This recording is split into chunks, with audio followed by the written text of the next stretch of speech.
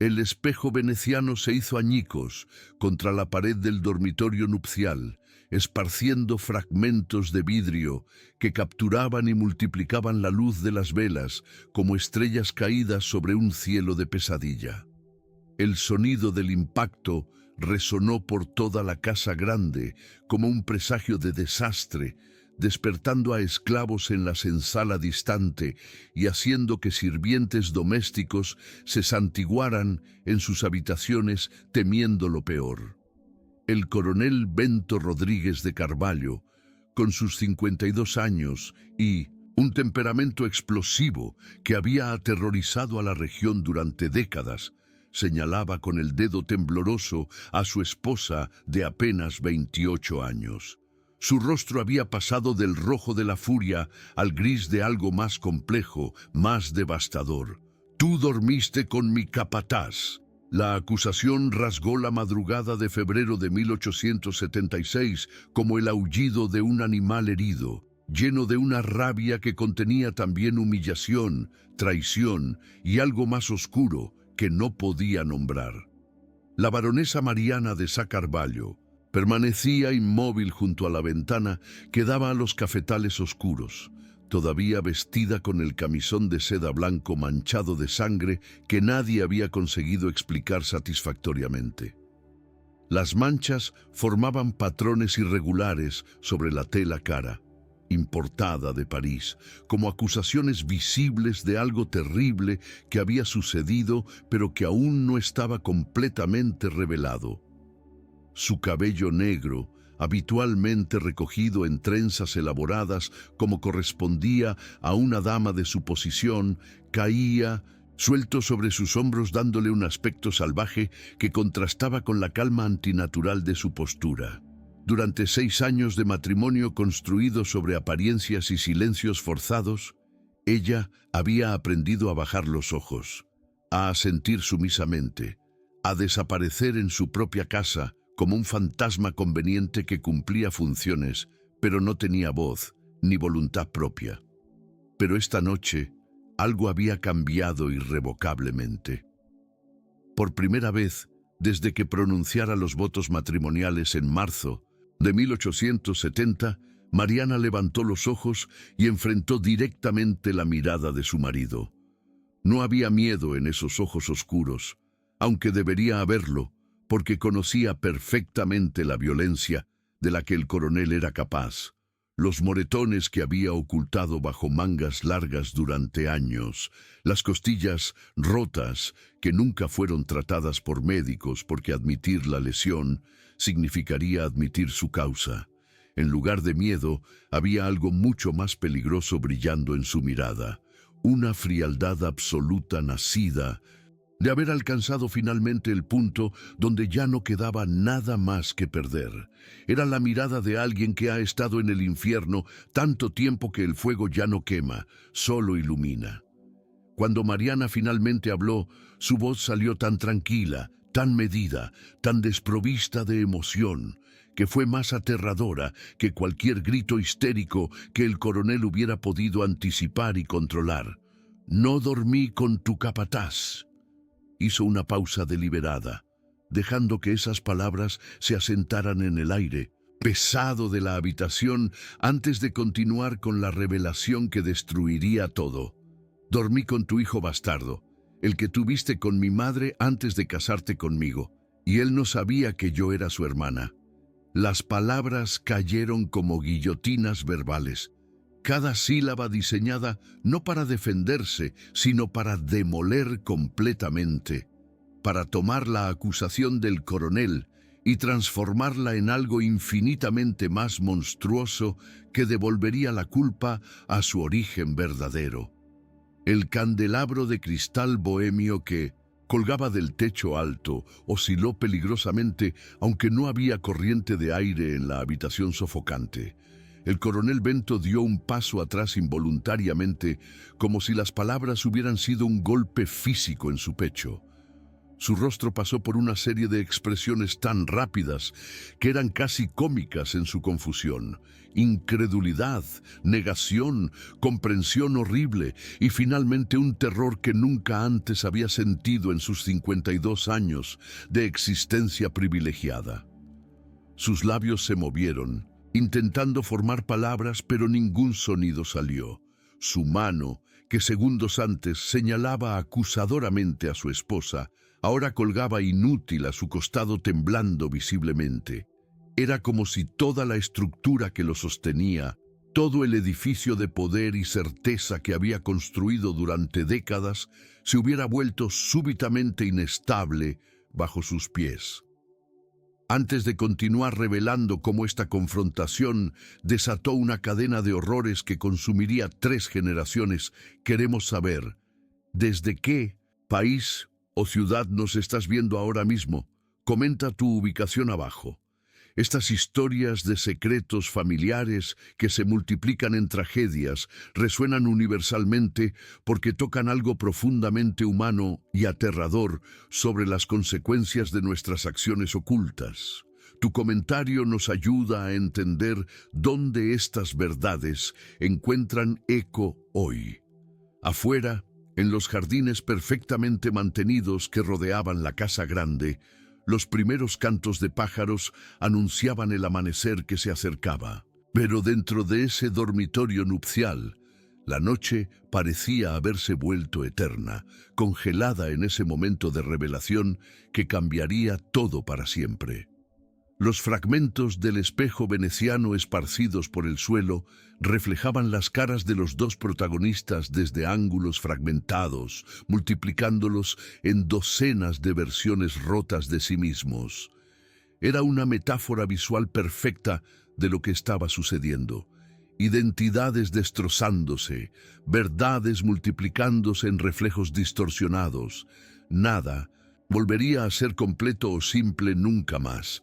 El coronel finalmente encontró su voz, pero cuando habló sonaba irreconocible, ronca, estrangulada por algo que podría haber sido pánico o incomprensión o simplemente el colapso de su realidad entera. ¿De qué estás hablando? No tengo ningún hijo. Su negación automática era patética en su desesperación por mantener la mentira, incluso cuando sabía en algún lugar profundo de su conciencia culpable que lo que Mariana decía contenía verdad. Porque había habido tantas mujeres a lo largo de los años, tantas mucamas y costureras y lavanderas que él había usado y descartado sin pensar en las consecuencias. ¿Cómo podía estar seguro de que ninguna había resultado en un hijo que él nunca conoció?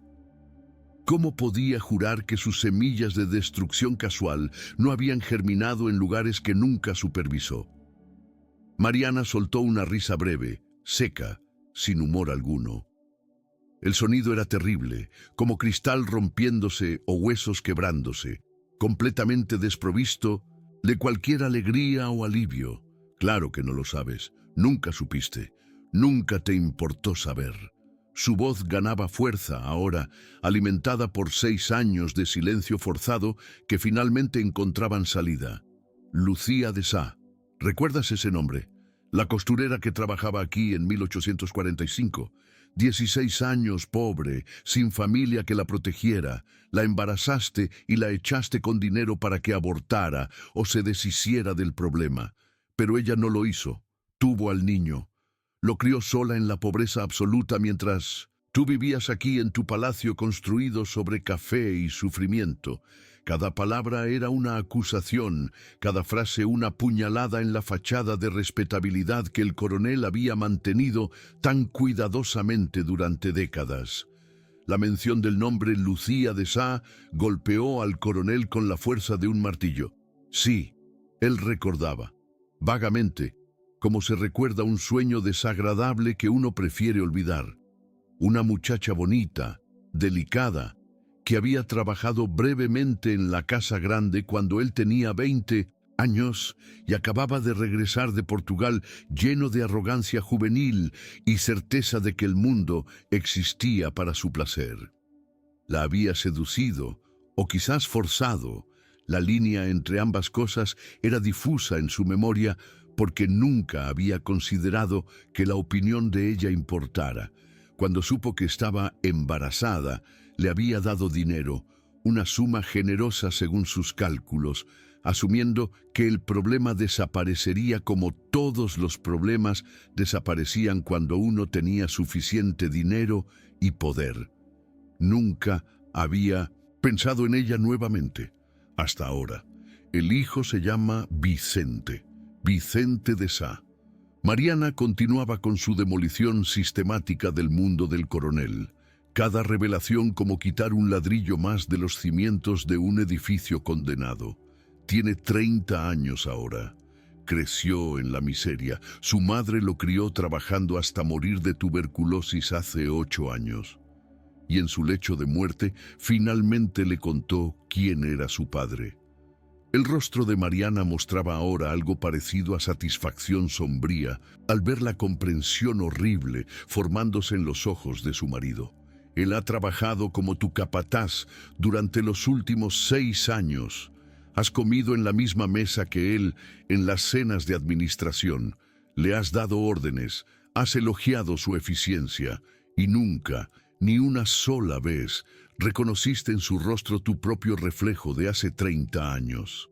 El coronel Bento se tambaleó hacia atrás hasta que sus piernas chocaron con el borde de la cama de dosel francés que había costado una fortuna obscena, importada especialmente para impresionar a su joven esposa cuando se casaron 6 años atrás.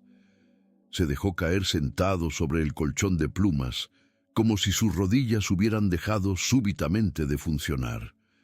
Su respiración acelerada y superficial, como la de alguien que acaba de correr una larga distancia o recibir noticias de muerte inminente.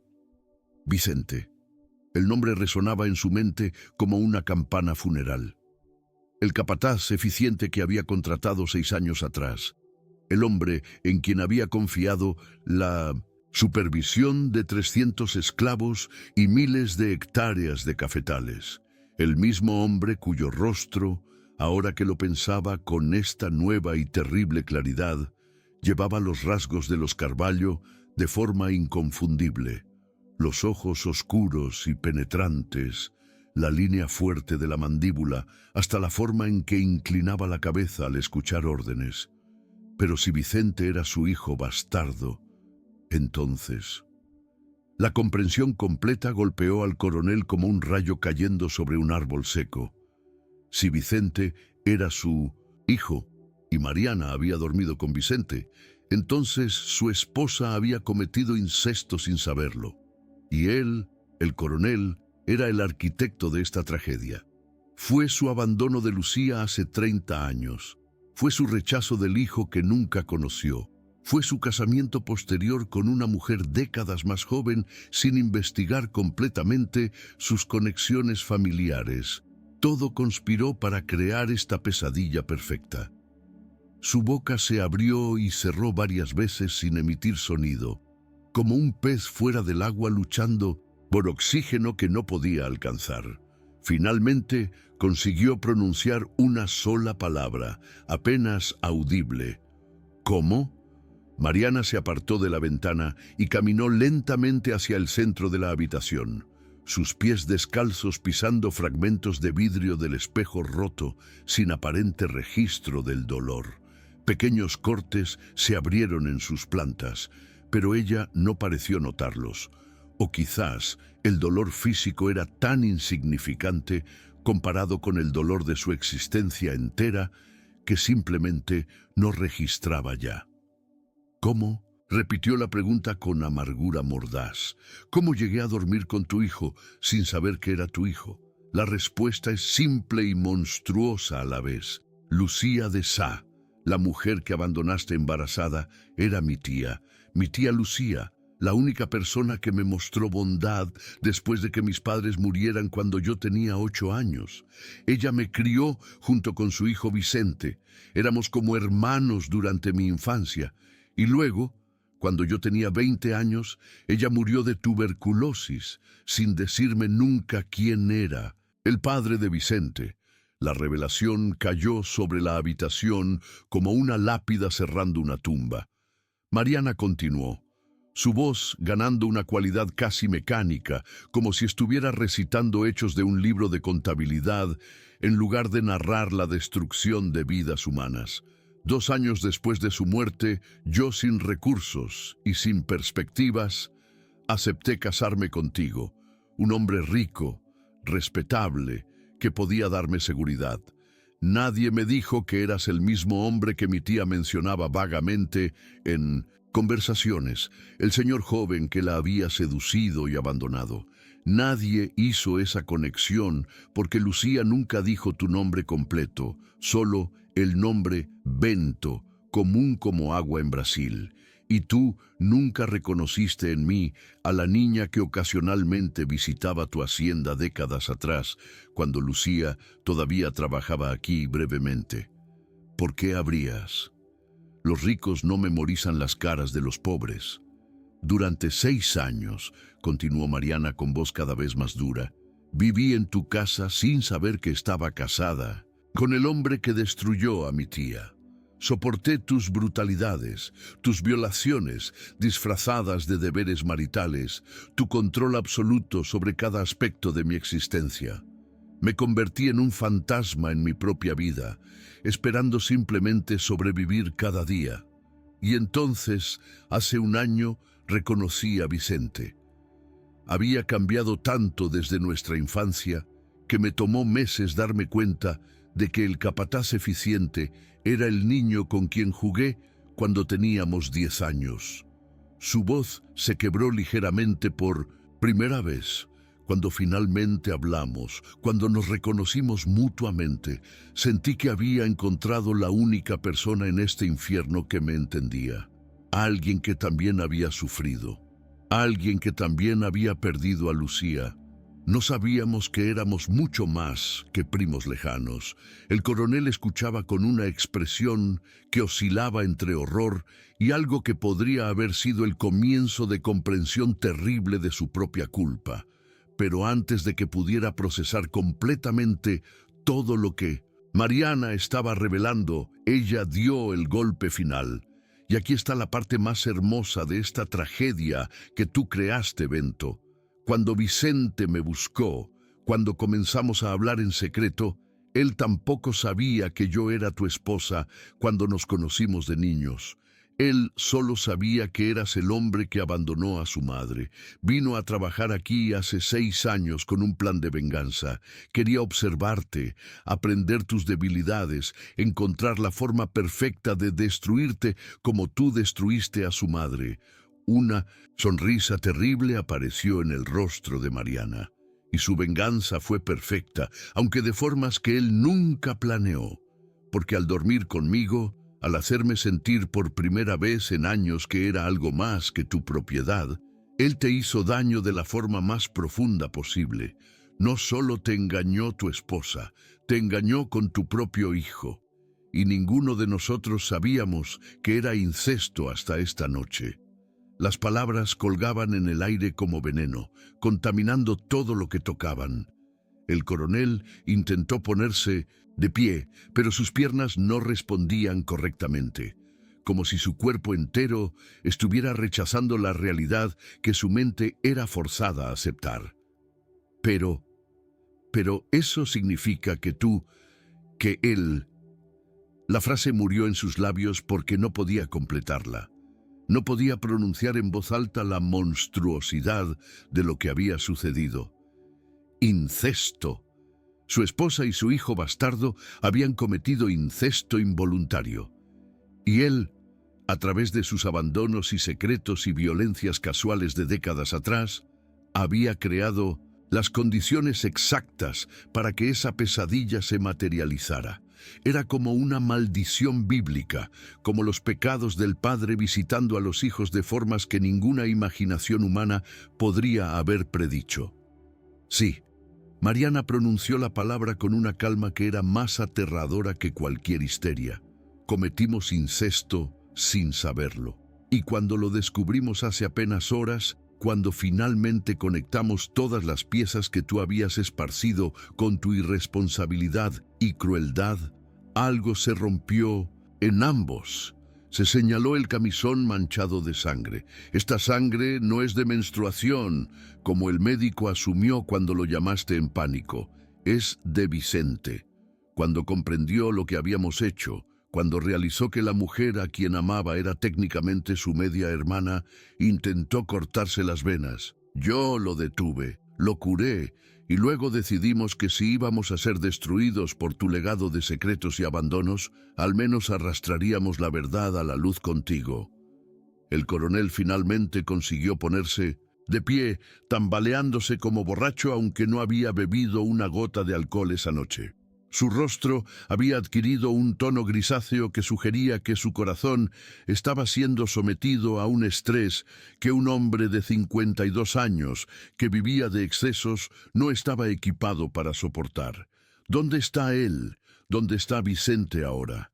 Su voz salió ahogada, urgente, cargada con algo que podría haber sido miedo o furia, o simplemente la necesidad desesperada de hacer algo, cualquier cosa, para recuperar algún sentido de control sobre una situación que se había vuelto completamente inmanejable.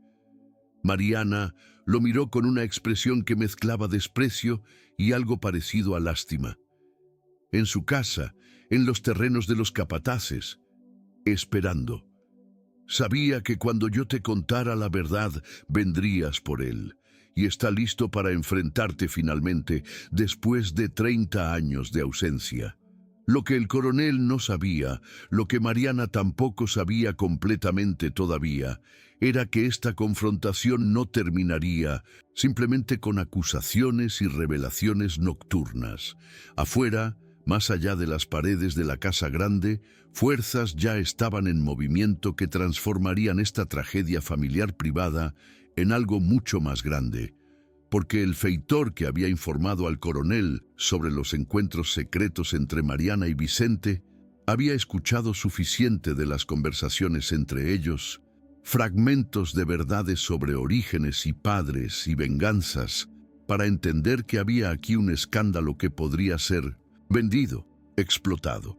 Y en 1876, con el movimiento abolicionista ganando fuerza en todo Brasil, con periódicos liberales ansiosos por historias que expusieran las hipocresías de la aristocracia cafetera, este era exactamente el tipo de escándalo que podía destruir no solo al coronel Bento, sino potencialmente dañar la reputación de toda la élite esclavista de la región.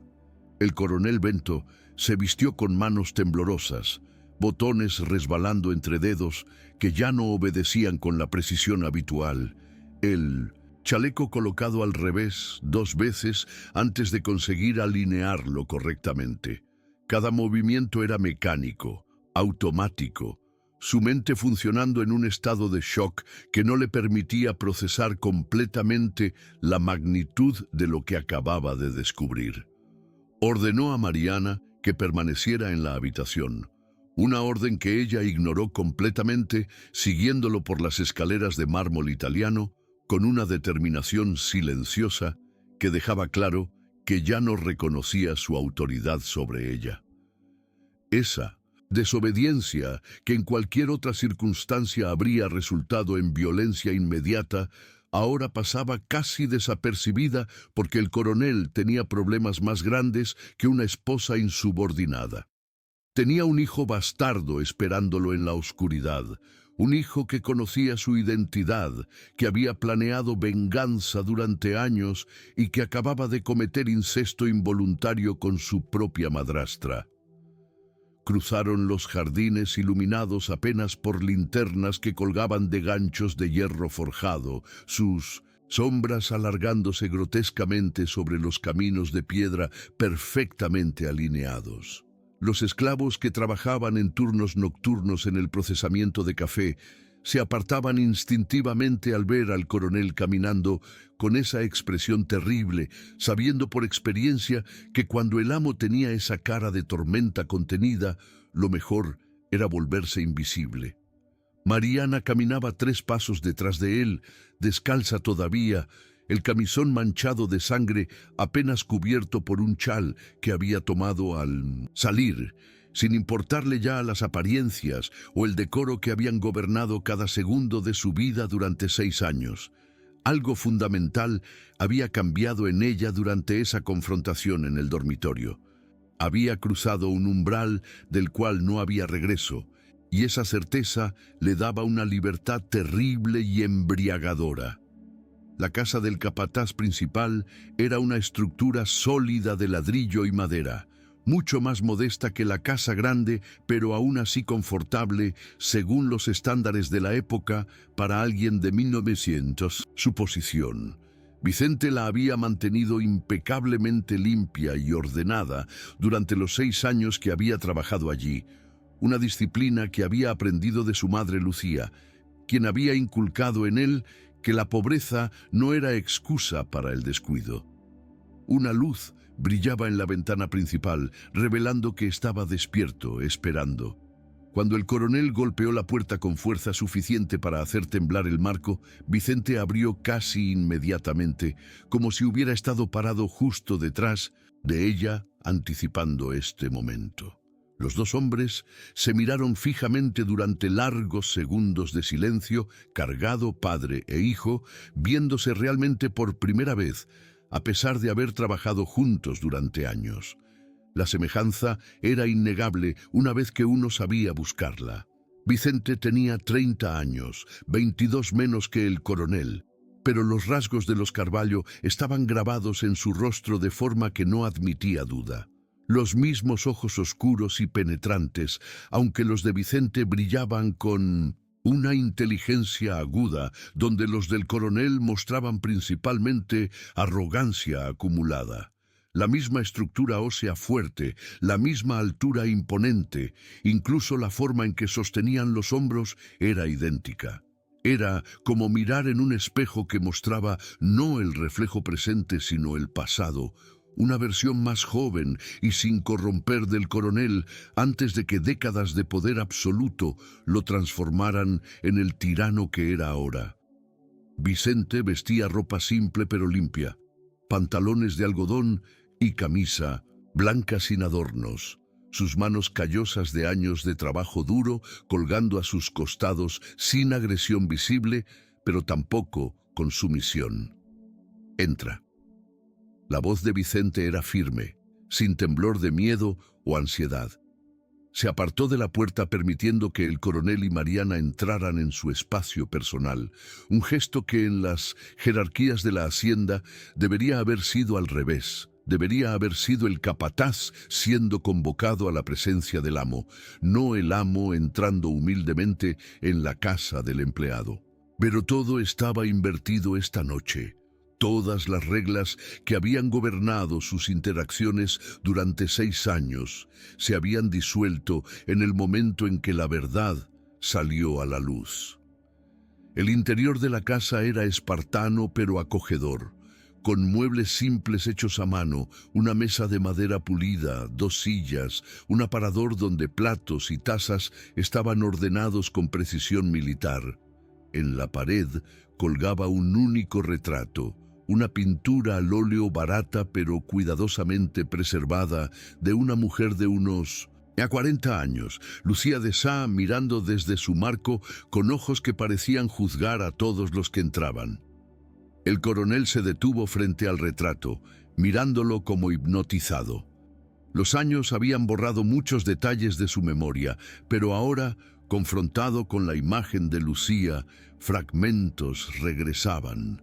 Su risa tímida cuando él la cortejaba con regalos baratos, la forma en que sus manos temblaban cuando él la tocaba, temblor que él había interpretado como excitación cuando probablemente era miedo. Los ojos llenos de lágrimas cuando él le dio el dinero y le ordenó irse, lágrimas que él había ignorado porque las emociones de ella eran irrelevantes para él en ese momento.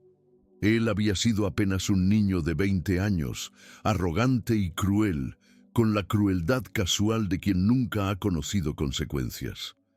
Ella había sido una muchacha de 16, sin familia, sin protección, sin opciones reales. Y de esa interacción había nacido este hombre que ahora lo miraba con una mezcla de odio y algo más, complejo, que podría haber sido curiosidad o tal vez simplemente el deseo de entender. Ella murió diciéndome que me parecía a ti. Vicente habló finalmente, su voz controlada pero cargada de emoción contenida durante décadas. Murió tosiendo sangre en una habitación miserable de un cortizo en Sao Paulo, sin médico porque no podíamos pagar uno, sin medicinas porque las medicinas cuestan más de lo que una costurera pobre puede ganar en meses. Sus últimas palabras fueron sobre cómo me parecía cada vez más a ti con cada año que pasaba, y si eso era una maldición o una bendición, ella no sabía. Se movió hacia la mesa y se apoyó en ella, sus nudillos blanqueándose por la presión. Pasé 10 años odiándote sin conocerte, odiando el nombre que ella finalmente reveló. Bento Rodríguez de Carvalho, el hombre que la usó y la descartó como si fuera basura, el hombre que vivía en una mansión mientras su hijo crecía comiendo una vez al día si teníamos suerte. Y luego vine aquí, continuó Vicente, su voz ganando intensidad. Vine a conocerte, a estudiar al monstruo que me había condenado a la pobreza. Vine con planes vagos de venganza que no sabía cómo ejecutar. ¿Matarte? Demasiado simple, demasiado rápido. ¿Robarte? Los ricos siempre tienen más dinero. Exponerte públicamente, ¿quién me creería a mí, un bastardo sin pruebas más allá de mi rostro? Una sonrisa amarga cruzó su cara. Así que trabajé, me hice indispensable. Aprendí todo sobre tu imperio de café y esclavitud. Y esperé por el momento perfecto, la oportunidad perfecta, aunque no sabía qué forma tomaría. Sus ojos se desviaron brevemente hacia Mariana, que permanecía junto a la puerta, observando la escena con expresión inescrutable. Y entonces conocí a Mariana, o más bien, reconocí a Mariana, la niña que había jugado conmigo en la infancia, la prima que tía Lucía había criado con tanto amor. Mariana dio un paso adelante, su voz cortando el aire como cuchilla. No sabíamos, Vicente, durante todo ese tiempo que hablamos en secreto, que nos acercamos, que finalmente se detuvo, incapaz de continuar la frase. Yo no sabía que eras el hijo de Bento.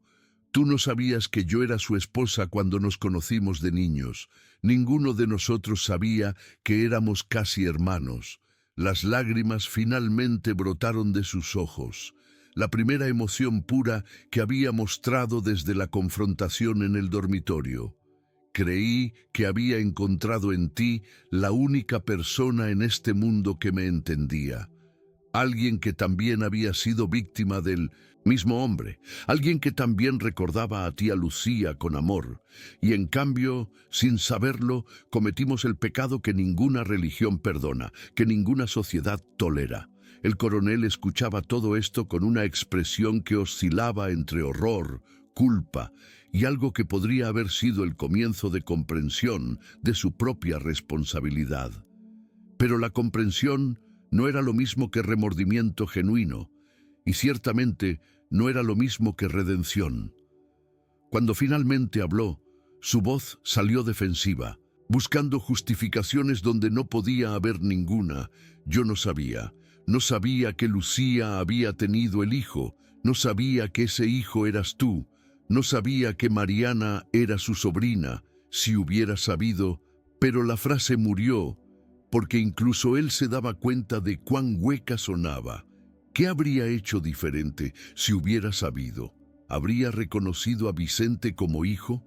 ¿Habría rechazado casarse con Mariana? ¿O simplemente habría encontrado nuevas formas de ocultar secretos que amenazaban su reputación y poder? Vicente soltó una risa amarga que no contenía humor alguno. Si hubieras sabido, habrías hecho exactamente lo que hacías con todos tus otros secretos sucios. Los habrías enterrado más profundo. Habrías pagado más dinero, habrías amenazado más severamente. Dio un paso hacia el coronel, su postura ahora claramente amenazante, aunque sus manos permanecían a los costados. Porque esa es tu naturaleza, coronel Bento Rodríguez de Carvalho. No eres excepcionalmente malvado. Eres algo peor. Eres ordinariamente malvado. Eres el tipo de hombre que destruye vidas sin siquiera notarlo, que pisotea a personas como quien pisotea hormigas, sin malicia particular, pero también sin cuidado alguno. Y hay miles como tú en este imperio construido sobre café y esclavos. Su voz ganaba fuerza con cada palabra. Por eso vine aquí, no solo por venganza personal, sino porque quería entender cómo hombres como tú pueden dormir tranquilos sabiendo lo que han hecho. El coronel retrocedió un paso, no por miedo y físico, sino por el peso de esas palabras que lo golpeaban como puñetazos verbales. En sus 52 años de existencia había sido adulado, obedecido, temido, pero rara vez confrontado directamente con las consecuencias humanas de sus acciones. Los esclavos que azotaba eran números en libros de contabilidad. Las mujeres que usaba eran objetos sin agencia. Los hijos que engendraba casualmente eran problemas que el dinero resolvía.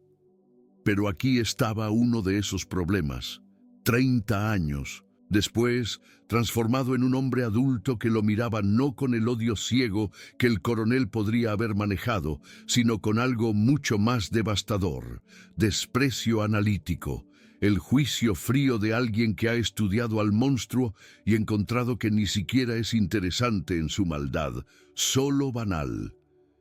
Mariana, observando el intercambio entre padre e hijo, sintió algo cambiar dentro de ella. Durante 6 años había vivido como víctima, reactiva, esperando simplemente sobrevivir cada día. Pero esta noche, viendo a Vicente enfrentar al coronel con esa dignidad terrible, comprendió que la victimización no tenía que ser permanente. Había poder en nombrar el horror, en negarse a pretender que lo intolerable era tolerable, en romper finalmente el silencio que protegía a los monstruos. Ya no tenemos que escondernos. Su voz cortó la tensión entre los dos hombres, haciéndolos volverse hacia ella. Ya no tenemos que vivir en secreto, protegiéndolo a él, señaló al coronel con un gesto despectivo. Esta noche escribí una carta detallada contando todo. Cómo Bento abandonó a Lucía embarazada, cómo Vicente creció en pobreza, cómo Bento se casó conmigo sin investigar conexiones familiares, cómo todo conspiró para crear esta pesadilla. Los ojos del coronel se ensancharon con algo parecido al pánico. ¿Qué hiciste? Su voz salió estrangulada. Mariana sonrió y era una sonrisa terrible, sin alegría pero llena de satisfacción oscura. Hice copias, 3 copias. Y las envié con mensajeros de confianza esta misma noche, antes de que vinieras a confrontarme. Una va dirigida al periódico O Abolicionista de São Paulo, otra al Jornal do Comércio de Río de Janeiro.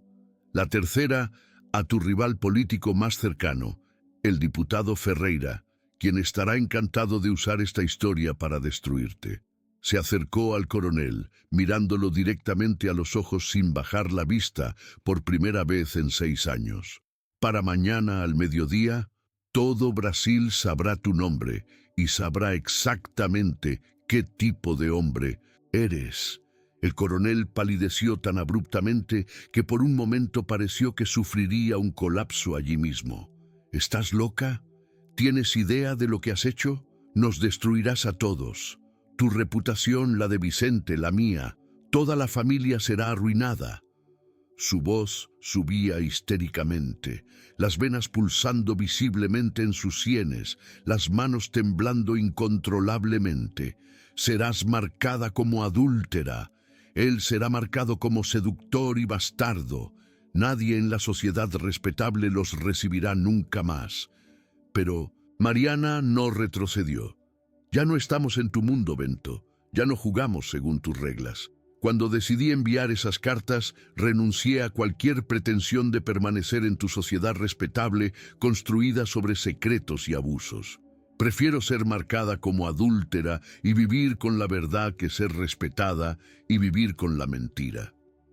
Vicente observaba a Mariana con una expresión compleja, donde la admiración se mezclaba con horror y algo parecido a arrepentimiento. Mariana, no tenías que hacer eso. No, tenías que sacrificar tu nombre por mi venganza.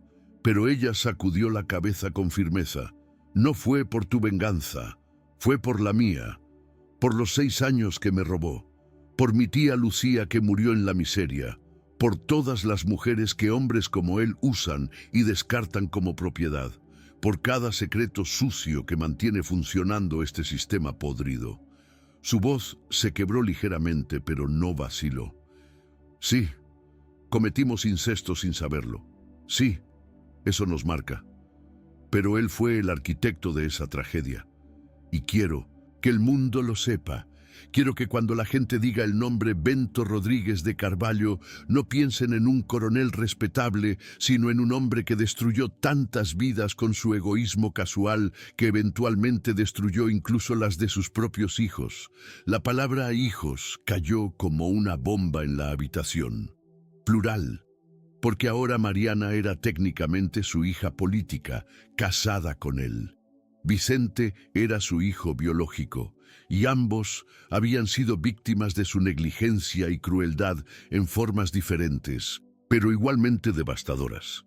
El coronel se tambaleó hacia la silla más cercana y se desplomó en ella, su cabeza cayendo entre sus manos, los hombros sacudiéndose con lo que podría haber sido llanto o simplemente colapso respiratorio. Durante largos minutos nadie habló. Afuera, los primeros cantos de gallos anunciaban el amanecer que se acercaba. Sería un nuevo día, y con él vendría el escándalo que cambiaría todo, que destruiría reputaciones construidas durante décadas, que expondría secretos que 3 generaciones habían mantenido ocultos. Finalmente, el coronel levantó la cabeza. Su rostro había envejecido años en una sola noche, las líneas alrededor de sus ojos ahora zanjas profundas, su piel adquiriendo el tono grisáceo de alguien confrontado con su propia mortalidad. ¿Qué quieren de mí? La pregunta salió derrotada, sin la arrogancia que lo había caracterizado durante toda su vida. Vicente y Mariana intercambiaron miradas, comunicándose silenciosamente de la forma en que solo 2 personas que han compartido trauma extremo pueden hacerlo. Vicente fue quien respondió, su voz más calmada ahora pero no menos firme. Reconocimiento.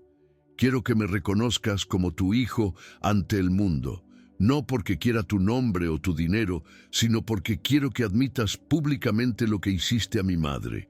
Quiero que su historia sea contada correctamente, no como una nota al pie en tu biografía gloriosa, sino como la verdad central de quién eres realmente. Y yo quiero mi libertad. Mariana, añadió, su voz ganando fuerza. Quiero anulación del matrimonio, reconociendo que fue construido sobre engaño y secretos desde el inicio. Quiero la dote que trajiste, que técnicamente es mi propiedad, de vuelta a mí. Y quiero que liberes a todos los esclavos de esta hacienda. Se adelantó, enfrentando al coronel directamente. Esa es tu única oportunidad de redención, si algo así es siquiera posible para alguien como tú.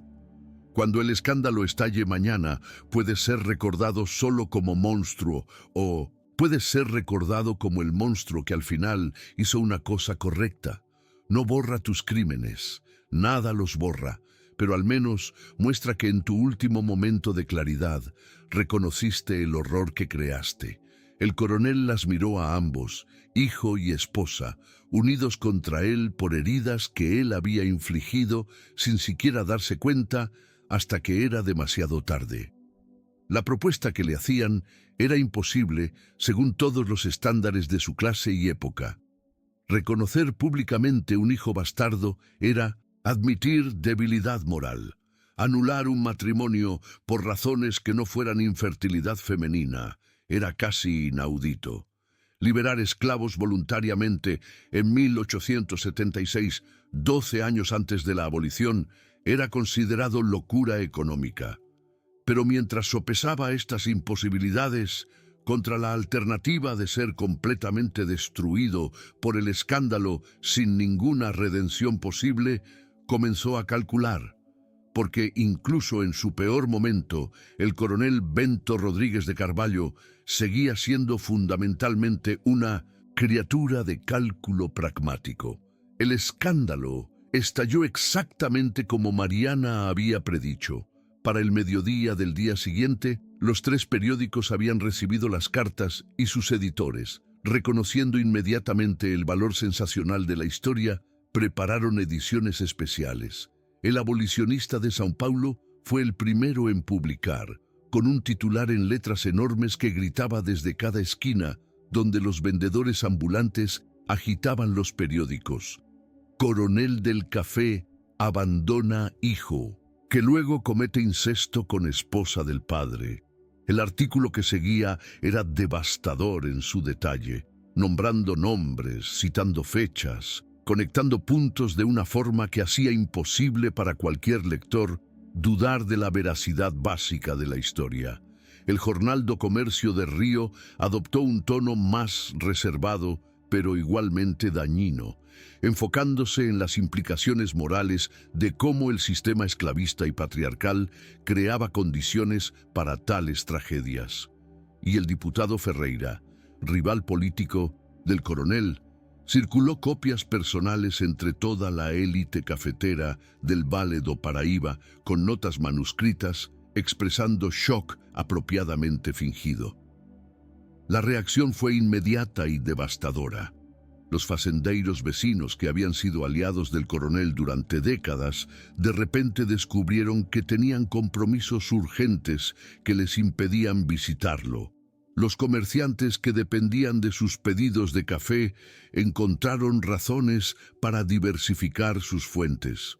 Los políticos imperiales con quienes había negociado favores durante años desarrollaron amnesia selectiva sobre sus relaciones pasadas.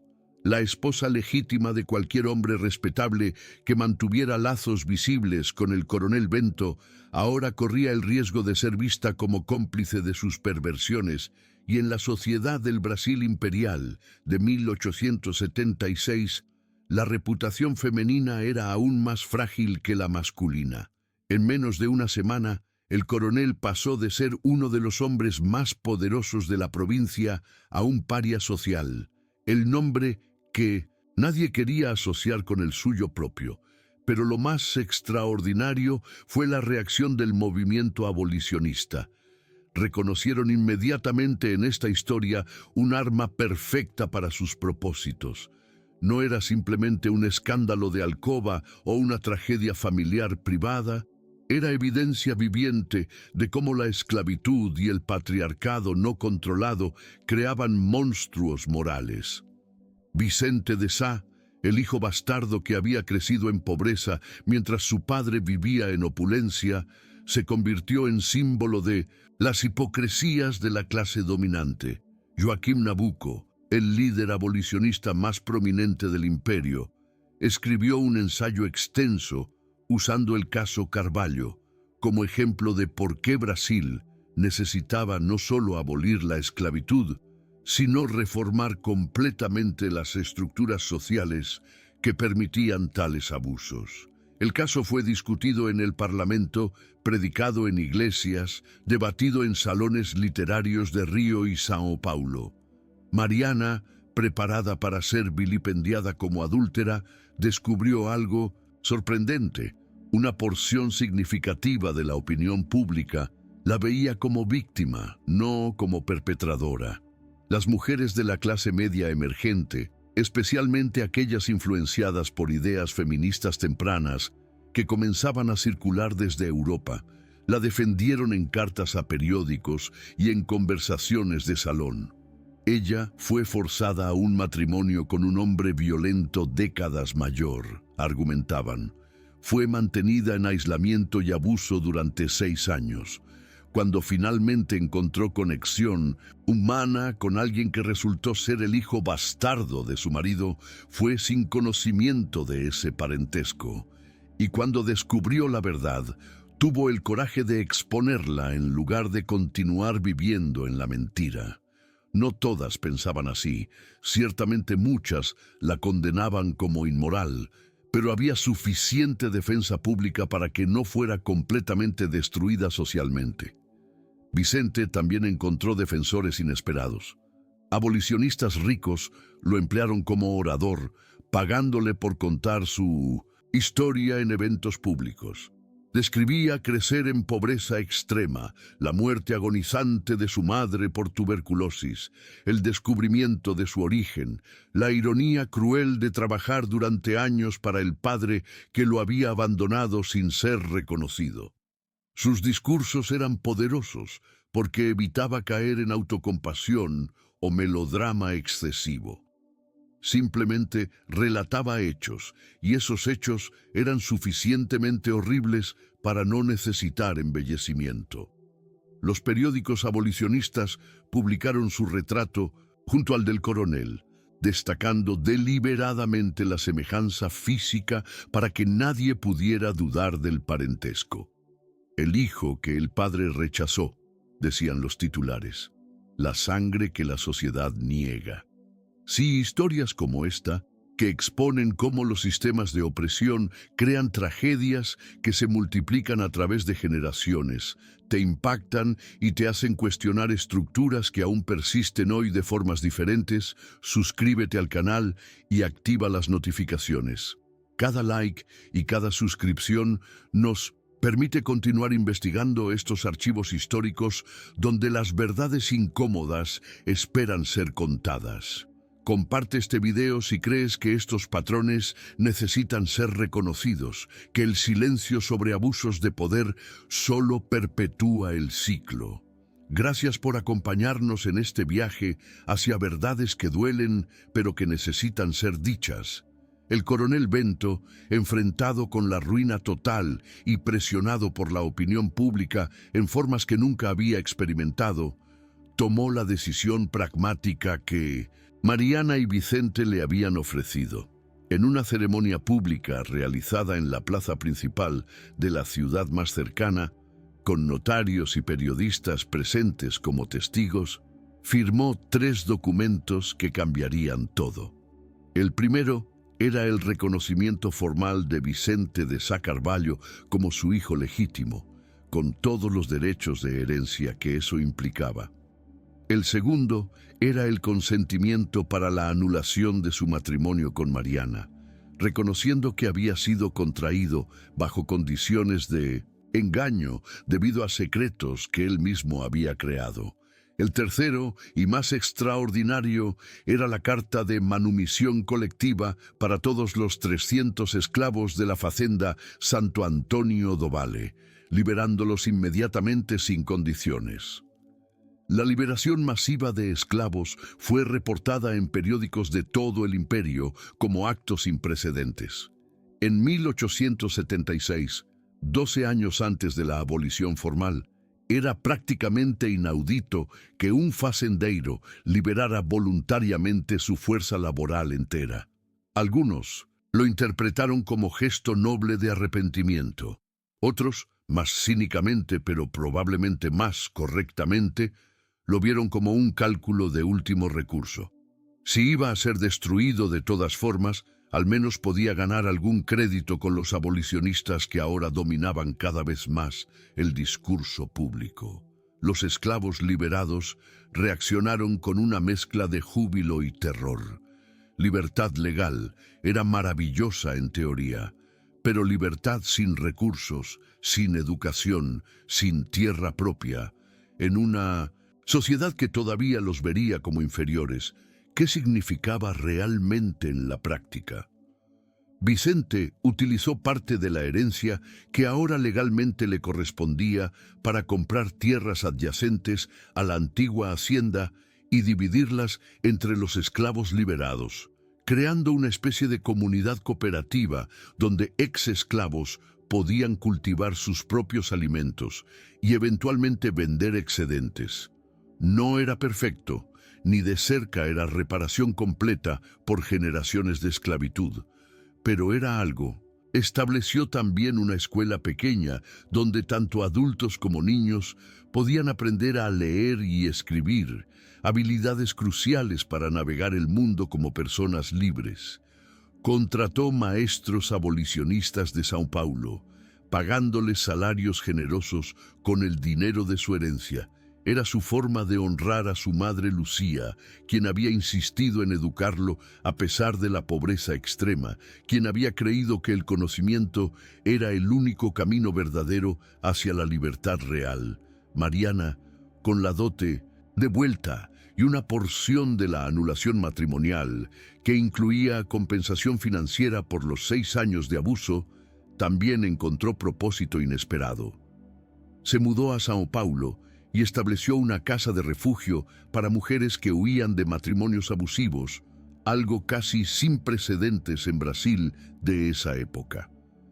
Trabajaba con abogados abolicionistas y reformistas para crear rutas de escape legal para esposas atrapadas, usando su propia experiencia y los contactos que había desarrollado durante el escándalo. Su casa refugio era pequeña, podía albergar solo a 8 mujeres a la vez, pero en los años siguientes salvaría decenas de vidas. Las mujeres que pasaban por allí la llamaban Doña Mariana, nunca baronesa, un título que ella había renunciado junto con todo el mundo que representaba.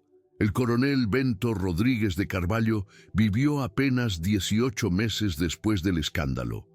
En agosto de 1877, a los 54 años, sufrió una apoplejía fulminante que lo dejó parcialmente paralizado durante 3 semanas, antes de que una segunda lo matara definitivamente. Murió solo en la casa grande que alguna vez había estado llena de sirvientes y actividad, pero que ahora estaba prácticamente vacía, excepto por 2 esclavos ancianos, que habían rechazado la libertad por no tener a dónde ir y que se quedaron por lealtad no al amo, sino a la casa misma donde habían pasado sus vidas enteras. No hubo funeral elaborado como habría esperado en sus días de gloria.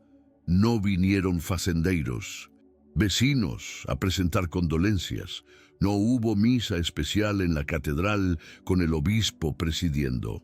Fue enterrado discretamente en el cementerio familiar, sin lápida elaborada, solo una cruz simple con su nombre y las fechas que marcaban su existencia breve y destructiva. Cuando Vicente fue informado de la muerte de su padre, su reacción fue compleja.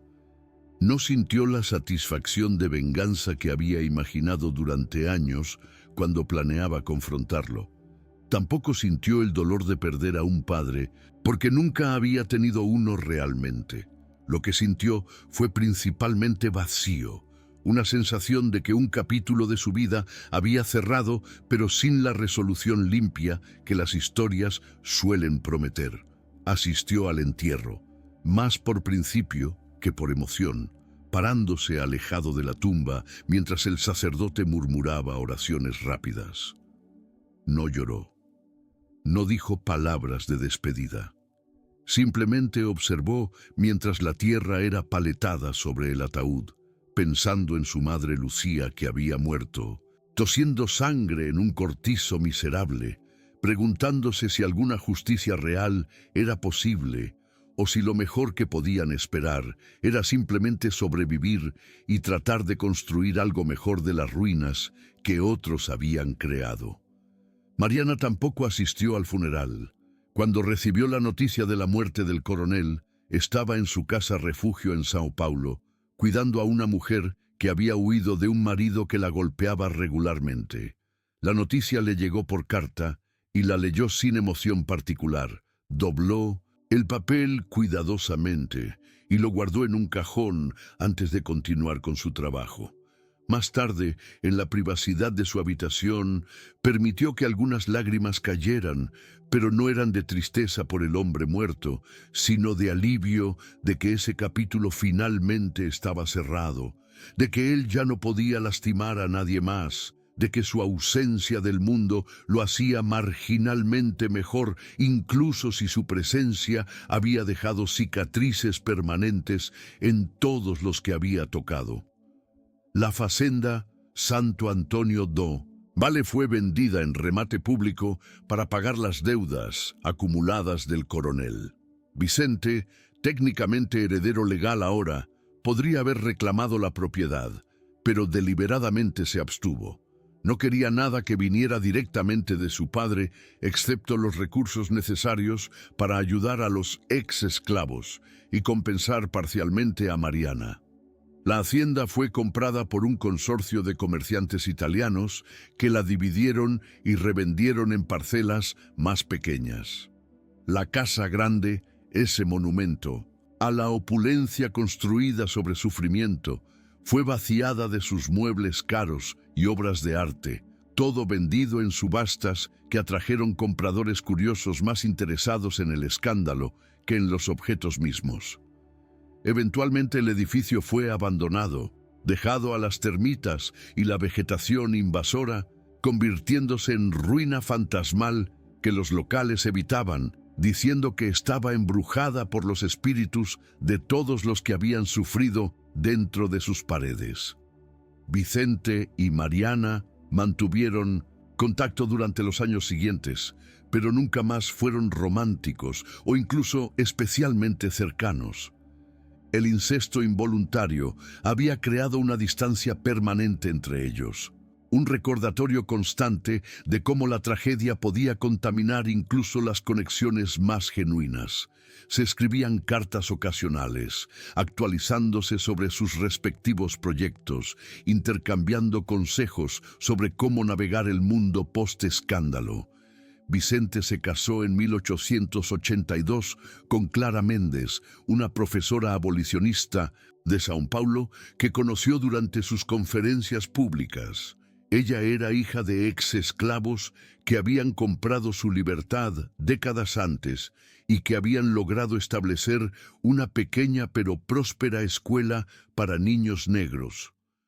La boda fue simple pero alegre, asistida por abolicionistas, ex-esclavos liberados y algunos aliados inesperados.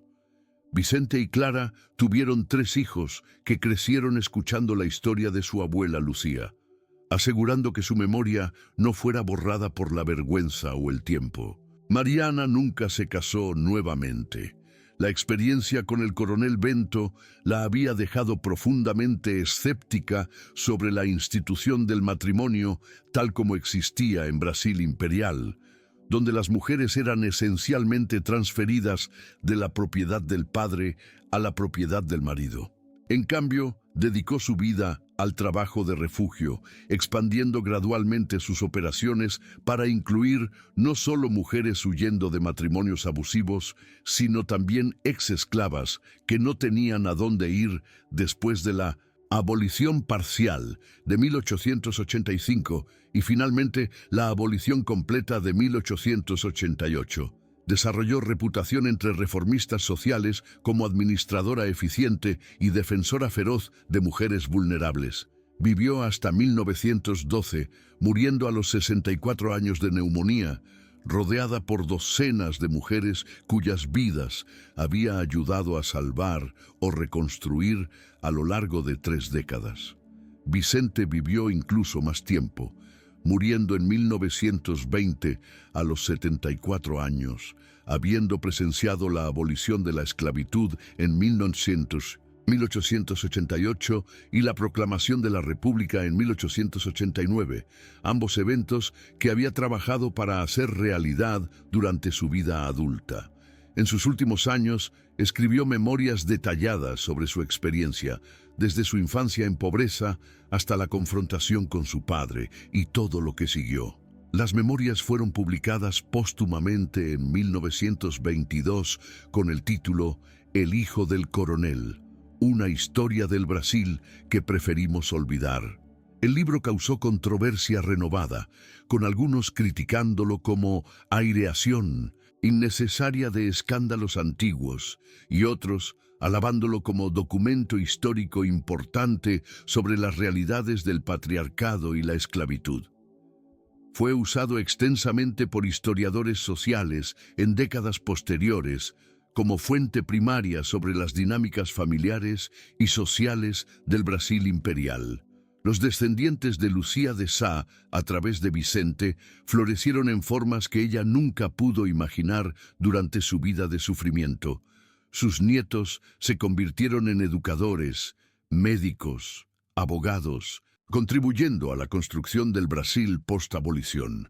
Cada generación contaba a la siguiente sobre la costurera pobre que había criado sola a su hijo en circunstancias imposibles, que había muerto sin ver justicia, pero cuya memoria había sido honrada eventualmente.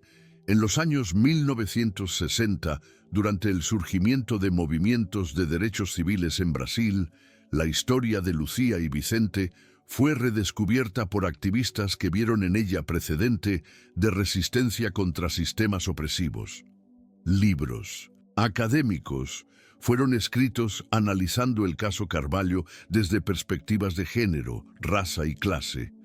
La historia se convirtió en parte del canon de estudios sobre esclavitud brasileña, enseñada en universidades como ejemplo de cómo el personal era político. Cómo las tragedias familiares eran siempre también tragedias sociales. El espejo veneciano roto que había marcado el inicio de la confrontación aquella noche de febrero de 1876 nunca fue reemplazado. Sus fragmentos fueron eventualmente barridos y descartados, pero metafóricamente permanecieron, reflejando verdades rotas en múltiples direcciones. Porque esa es la naturaleza de tragedias como esta. No pueden ser limpiamente resueltas o perfectamente reparadas.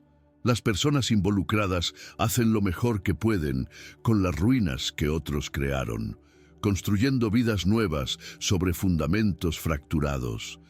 Pero las grietas permanecen siempre visibles para aquellos que saben dónde mirar. Y quizás eso es apropiado. Quizás las grietas necesitan permanecer visibles como recordatorio de que los sistemas de opresión no solo dañan en formas abstractas, sino en formas profundamente personales, creando heridas que se transmiten a través de generaciones hasta que alguien finalmente tiene el coraje de nombrarlas, exponerlas y negarse a transmitirlas más lejos. La lección final del caso Carvalho no es que la justicia siempre triunfa o que los malos siempre son castigados. La realidad es más complicada y menos reconfortante. Es que los pecados de los padres se multiplican de formas que nadie predice, que los secretos eventualmente emergen, pero generalmente demasiado tarde para prevenir daño, que las víctimas de un sistema pueden convertirse inadvertidamente en perpetradores de nuevas tragedias creadas por ese mismo sistema. Pero también es que la resistencia es posible, que nombrar el horror tiene poder, que romper el silencio, aunque destruya todo, puede ser el único acto moral disponible cuando todas las alternativas perpetúan la mentira. Vicente y Mariana no obtuvieron finales felices en el sentido de cuentos de hadas, pero obtuvieron algo más valioso: la dignidad de vivir en la verdad en lugar de morir en la mentira. El conocimiento de que sus acciones ayudaron a prevenir que futuras generaciones sufrieran lo que ellos sufrieron. La paz imperfecta de saber que se negaron a ser cómplices de su propia opresión. En las décadas que siguieron al escándalo Carvalho, Brasil cambió de formas que Vicente y Mariana vivieron para presenciar, pero que el coronel Bento nunca vio. La abolición de la esclavitud llegó finalmente en 1888, 12 años después de que el coronel liberara a sus esclavos bajo presión del escándalo. La monarquía cayó en 1889 reemplazada por una república que prometía modernización, aunque cumpliera solo parcialmente esas promesas. Las estructuras de poder se transformaron. El café dejó de ser el rey absoluto de la economía. La industrialización comenzó lentamente. Inmigrantes europeos llegaron en 1960, oleadas, cambiando la demografía de ciudades como São Paulo. Pero algunas cosas permanecieron obstinadamente similares. La desigualdad racial, la violencia de género, las jerarquías de clase que simplemente se adaptaron a nuevas formas en lugar de desaparecer. Los descendientes de esclavos liberados, incluyendo aquellos de la Fazenda Santo Antonio do Vale, descubrieron que libertad legal sin redistribución de recursos era libertad a medias, una promesa incumplida que los condenaba a nuevas formas de marginalización. Vicente pasó sus últimas décadas observando estas transformaciones con una mezcla de esperanza y desilusión. Había trabajado tanto por la abolición, había creído que ese sería el punto de inflexión que cambiaría todo. Pero cuando finalmente llegó, cuando la princesa Isabel firmó la Ley Áurea en mayo de 1888, descubrió que los examos simplemente encontraron nuevas formas de explotar a los exesclavos, pagándoles salarios de miseria, negándoles acceso a educación y propiedad, manteniéndolos en posiciones subalternas a través de racismo sistémico en lugar de esclavitud legal. Su comunidad cooperativa de ex-esclavos sobrevivió, pero luchó constantemente contra la competencia de facendas más grandes que usaban mano de obra casi tan explotada como antes, pero ahora bajo la ficción de contratos libres. Él hizo lo que pudo con los recursos que tenía, pero reconocía dolorosamente que su victoria sobre el coronel Bento había sido personal, no sistémica. El sistema que creó su padre continuaba creando nuevos monstruos con diferentes nombres. Mariana, en su trabajo con mujeres escapando de matrimonios abusivos, vio patrones similares de continuidad bajo la apariencia de cambio. La República trajo nuevas leyes, nueva retórica sobre derechos y modernización, pero las mujeres seguían siendo propiedad legal de sus maridos, de facto, si no, de jure. Los casos que llegaban a su refugio en los años 1890 y 1900 eran espantosamente similares a su propia historia de décadas atrás. Mujeres jóvenes casadas con hombres mayores, aisladas, abusadas, sin recursos legales reales, porque los jueces seguían siendo hombres de la misma clase que los abusadores. Ella trabajaba incansablemente, salvando las vidas individuales que podía salvar, pero sabía que estaba apenas poniendo curitas en heridas que requerían cirugía mayor. El sistema patriarcal que había permitido que el coronel Bento la comprara esencialmente como esposa seguía funcionando, solo que ahora con lenguaje más gentil, ocultando las mismas dinámicas brutales. Los archivos históricos que documentan el caso Carvalho sobrevivieron en fragmentos dispersos entre registros judiciales, colecciones de periódicos antiguos, las memorias póstumas de Vicente y cartas privadas que eventualmente fueron donadas a archivos universitarios por descendientes. Historiadores del siglo XX y XXI reconstruyeron la historia pieza por pieza, fascinados por cómo contenía en microcosmos tantos de los horrores y contradicciones del Brasil imperial: esclavitud, patriarcado, abandono de hijos ilegítimos, matrimonios forzados, incesto involuntario, todo entrelazado en una tragedia que nadie planificó, pero que la estructura social hizo casi inevitable. El caso se convirtió en objeto de tesis doctorales, artículos académicos, incluso obras de ficción que tomaban libertades creativas con los hechos, pero capturaban la esencia emocional.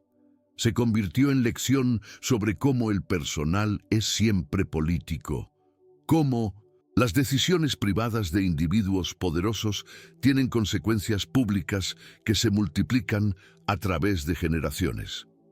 Los pecados de los padres no son simplemente visitados sobre los hijos, sino multiplicados, distorsionados y transformados en tragedias que nadie planificó, pero que todos perpetuaron a través de secretos, silencios y complicidades.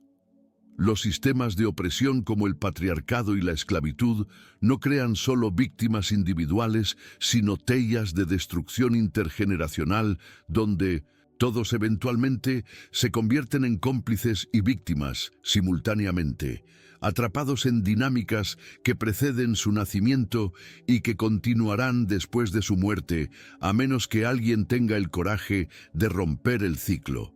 Vicente y Mariana rompieron el ciclo para sí mismos, al precio de exponerse a escándalo público, renunciar a respetabilidad social y vivir el resto de sus vidas marcados por verdades que otros preferían mantener enterradas. No obtuvieron justicia completa porque tal cosa no existe, cuando el daño ya está hecho, cuando vidas ya fueron destruidas, cuando tiempo perdido nunca puede ser recuperado. Pero obtuvieron algo más raro y valioso, la dignidad de negarse a ser cómplices de su propia opresión, el conocimiento de que sus acciones previeron que futuras víctimas sufrieran en silencio como ellos sufrieron, la paz imperfecta de vivir en verdad, incluso cuando esa verdad es dolorosa. Y esa, al final, es la única forma de redención disponible en un mundo roto. No reparar lo irreparable, sino negarse a transmitir el veneno. Romper las cadenas que podemos romper aunque no podamos deshacer las que ya nos marcaron. Y contar nuestras historias completas, incluso cuando esas historias nos destruyen, porque solo en la destrucción completa de mentiras cuidadosamente construidas es posible comenzar algo nuevo y verdadero. Si estas crónicas del Brasil imperial, que exploran las raíces profundas de problemas que aún enfrentamos hoy, te impactan, si reconoces en ellas patrones que continúan bajo diferentes nombres, ayúdanos a seguir contándolas, suscribiéndote al canal, dejando tu like y compartiendo este video. Porque recordar no es solo mirar al pasado, sino reconocer cómo ese pasado sigue moldeando nuestro presente, y solo reconociendo podemos finalmente cambiar. Gracias por acompañarnos en este viaje doloroso, pero necesario hacia la verdad.